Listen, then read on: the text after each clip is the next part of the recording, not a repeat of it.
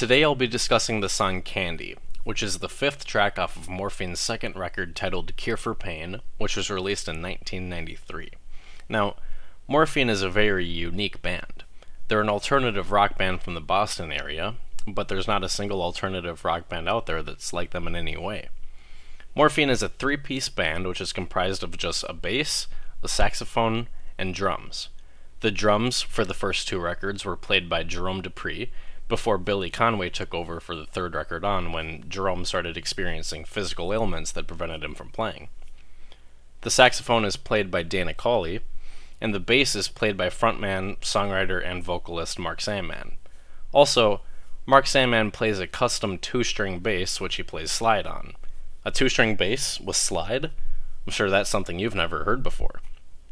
Also, Morphine has been referred to as a baritone band, since saxophonist Dana Cawley primarily plays a baritone saxophone, and the singer Mark Sandman has a very low vocal baritone range. They're the greatest band you've never heard of sort of situation. And they're not like anyone else at all. You can't really draw any comparisons to other bands. They truly are their own genre. And Morphine's whole discography is just incredible. A lot of their songs make you want to move around and maybe dance a little, if that's your thing.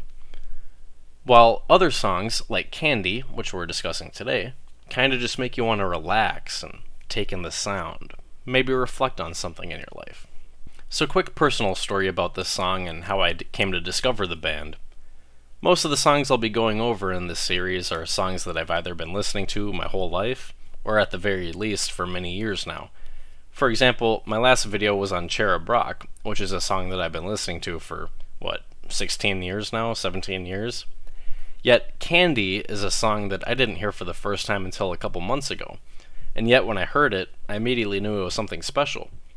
So this story takes place about 25 years ago. My dad was up in St. Cloud for one of my brother's hockey tournaments. In between games, he went over to the Electric Fetus in St. Cloud, which, if you don't know, is a record store. He walks in, and he hears a saxophone band playing on the speakers in the store. He asks a guy working there where he could find that CD because he was blown away by this unique sounding band he was hearing. And that CD turned out to be Yes by Morphine, which was the album that came after Cure for Pain. I remember growing up and hearing my dad play that album constantly during the summers up in my cabin. The first track off of that album is called Honey White, which has probably the most killer saxophone riff I've ever heard in my life. That whole album is incredible. But we're here to talk about Candy. So a couple months ago I was talking to my dad one night, and he said, "Hey, remember that band I used to play all the time with the saxophone? Do you remember the name of them?" "Oh yeah, Morphine. Haven't heard them in years." So that night I started listening to some Morphine again, and I stumbled across the song Candy. I listened to the song a few times that night, and I was hooked. It's funny to think that if my dad never got bored in between a couple hockey games some 20 years ago, I would have most likely never found out about this band. Cool story, right? Well anyways, as usual, I'm going to go over the lyrics, discuss what they might be about. I'll give my own theory on their meaning, as well as discuss a major issue that I have with my own theory, and then we'll get to listen to Candy and I'll highlight my favorite parts of the song. So the first verse starts out, "Candy told me nothing really matters anymore.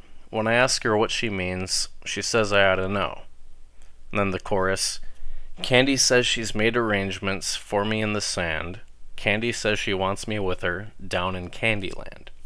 Second verse, "Candy says she wonders why we try. I couldn't think of what to say, I had no ready reply. Candy says I'd like it where she is. She says it's an opportunity that I don't want to miss." And then we get the chorus again where he repeats this line, "Candy says she wants me with her down in Candyland." After this chorus, we'll get to hear a beautiful saxophone solo played by Dana Cawley. But then we get in the third verse, "Candy asked me if she died, if I could go on. Of course I said I couldn't, and of course we knew that's wrong. But Candy, I said, Candy, no, you can't do that to me, because you love me way too much for you to ever leave." And then we get the chorus again, and then the outro, which is just the chorus with those last two lines repeated a few times. Now, at first glance, one might think this is a song about a girl, which is what I thought at first. I guess that girl's name is Candy. But then I thought about it some more, and I started to just connect the dots that I was seeing in front of me. So I'll give my own theory, and then I'll go over a major issue with that theory. So the name of the band is Morphine, which is a painkiller. The name of the album is Cure for Pain, which is what the drug morphine is. And the song's name is Candy. So given the lyrical content, one might interpret that it's a song about drug addiction. So let's look at the lyrics from that perspective. When he says, Candy told me nothing really matters anymore, that might be the way that someone who's addicted to drugs feels. Nothing really matters anymore. They've almost given up on trying in life, and they resort to drug use as a form of escapism. When he says, when I ask her what she means, she says I ought to know, the drug user is just wondering the meaning of that, but they know exactly what they're doing and why they're doing it, even if they don't want to admit it. That's why Candy tells him, you ought to know what it means. And then in the chorus, he says, Candy says she's made arrangements for me in the sand.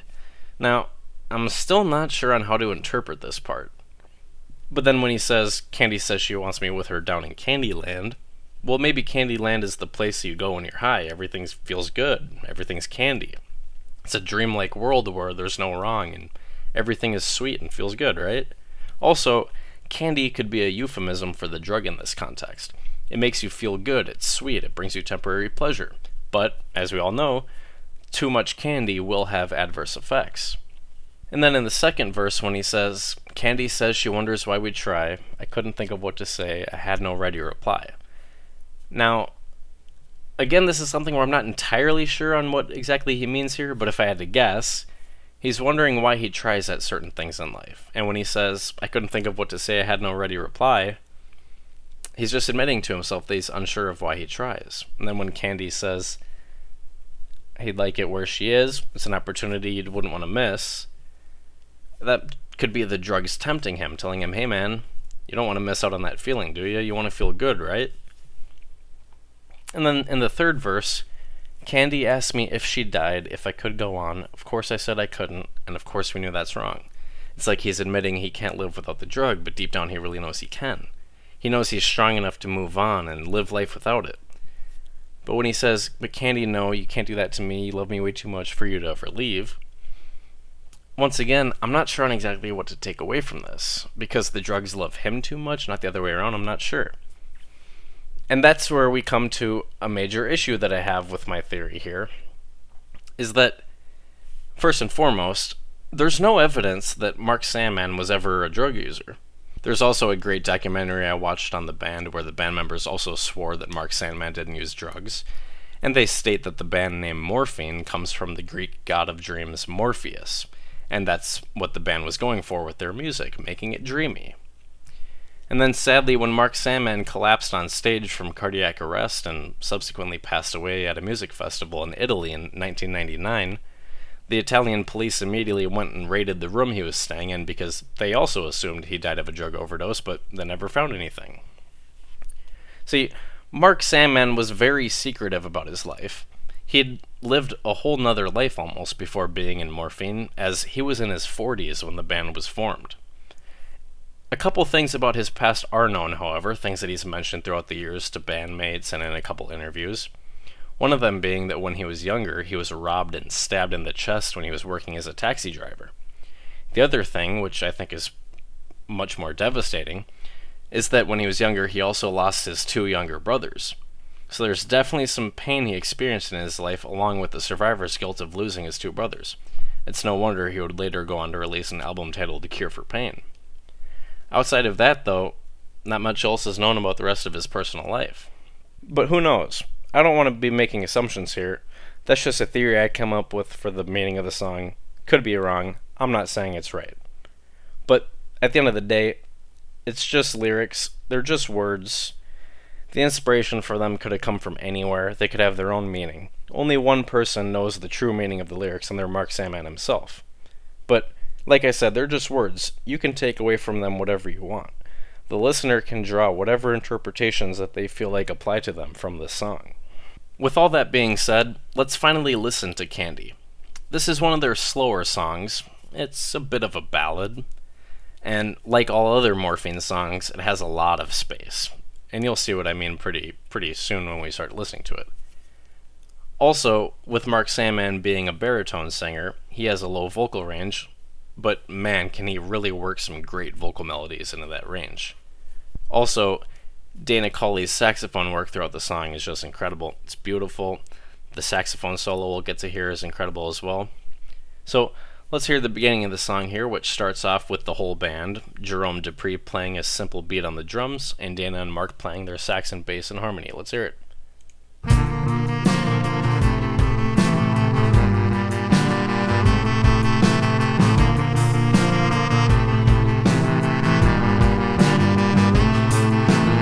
Alright, that's the end of the intro. And what I want you to notice here as we listen to the first verse, which we're just about to get into, is that Dana is letting Mark sing his vocal lines, and then in between the lines, he'll play these tail riffs on his saxophone. So he lets the song breathe as Mark sings, and then in between the vocal lines, Dana fills in with the saxophone. So let's hear that. Candy told me nothing really matters anymore. When I ask her what she means, she says I ought to know. Alright, so that's the end of the first verse, and now we're about to get into the first chorus. Now Dana plays his saxophone on the first half of the chorus, then on the second half he just leaves space. So this is the first real point in the song where we really get to hear the song just breathe, is during the second half of the chorus. And then after the chorus, once again they just let the song breathe in between the second verse and the chorus. There's no filler there. There's no just random instrumentation that they add. It's just bass and drums. So let's hear the chorus, let's hear that space, and then let's get right into the second verse. Candy says she's made arrangements for me in the sand. Candy says she wants me with her down in Candyland.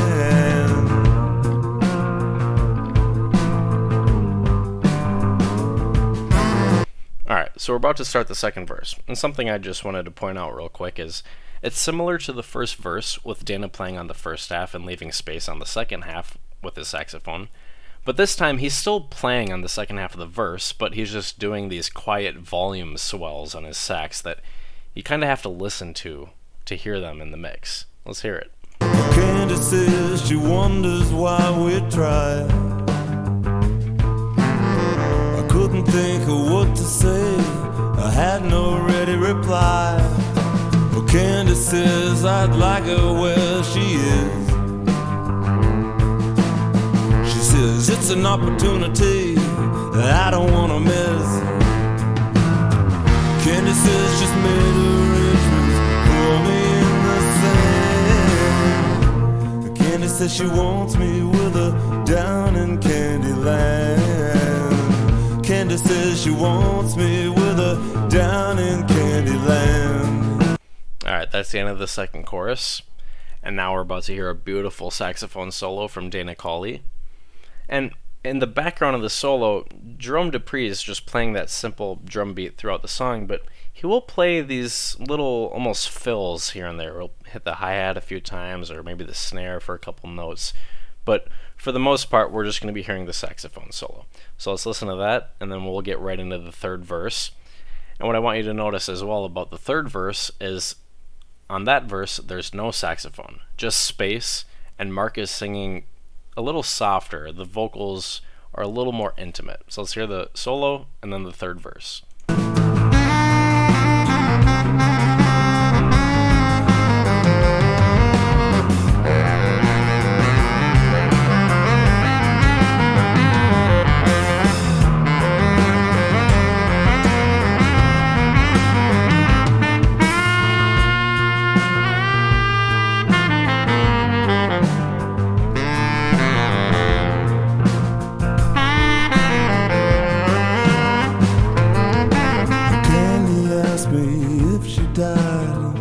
If I could go on, of course I said I couldn't, and of course we knew that's wrong. But Candy, I said, Candy, no, you can't do that to me, because you love me way too much for you to ever leave. Alright, so that's the end of the third verse, and now we're about to get into the last chorus, which has the full band, and this time a little bit louder saxophone, where Dana, I guess, makes up for that space he just left on the last verse. So let's hear that. And then they're going to leave some more space, and then we'll get into the outro part of the song, which is just repeating the chorus over. So let's hear the rest of the song play out now. Candy says she's made arrangements for me in the sand. Oh, Candy says she wants me with her down in Candyland.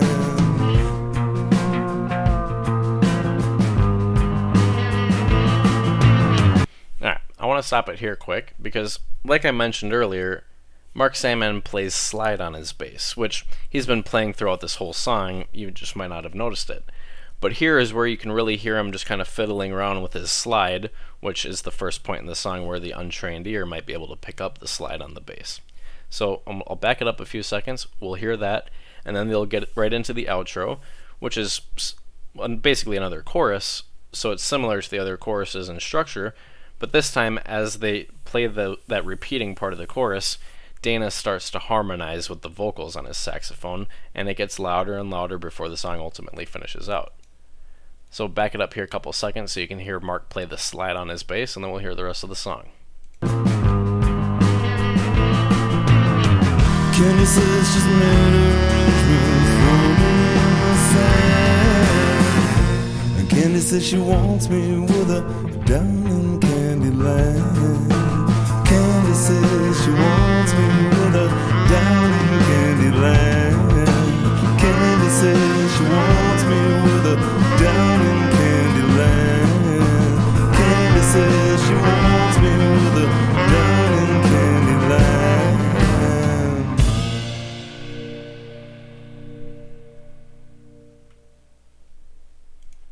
And that is Candy by Morphine. I do hope you enjoyed this song because, come on, Morphine, they're an incredible band. If you like this song, you should check out some of their other songs as well. I would highly recommend checking out the album Yes, which is their third album, because it's an incredible album. It's an incredible band. All their music is incredible. It's unlike anything you've ever heard. It's probably better than everything you've ever heard. That's right, I said it. That's all I have to say. That's the end of the video. Thank you.